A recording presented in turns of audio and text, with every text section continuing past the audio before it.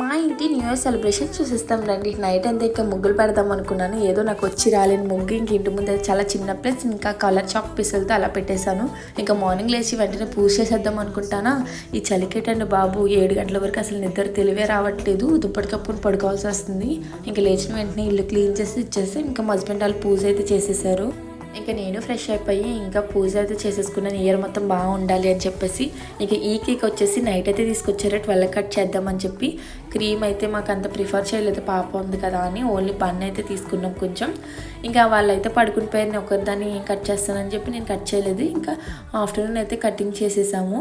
ఇంకా తర్వాత అయితే రెస్టారెంట్కి అయితే వెళ్ళి ఇంకా అక్కడ హాఫ్ అన్ అవర్ వెయిట్ చేస్తే మాకైతే సీట్స్ అయితే దొరికాయి. ఇంకా హాఫ్ అన్ అవర్ తర్వాత ఇంకా మా ఆర్డర్ అయితే వచ్చింది. అంత రష్గా ఉంది, న్యూ ఇయర్ రోజు ఎవరు వండుకోరు అనుకుంటా. ఇంకా మా హస్బెండ్ అయితే ఫిష్ బిర్యానీ అయితే తీసుకున్నాను, నేను చికెన్ దమ్ బిర్యానీ అయితే తీసుకున్నాను. టేస్ట్ అయితే చాలా బాగుంది. ఇంకా మీ న్యూ ఇయర్ సెలబ్రేషన్స్ ఎలా అయ్యాయో కామెంట్ చేసి చెప్పండి. నా వీడియో నచ్చితే లైక్ చేయండి.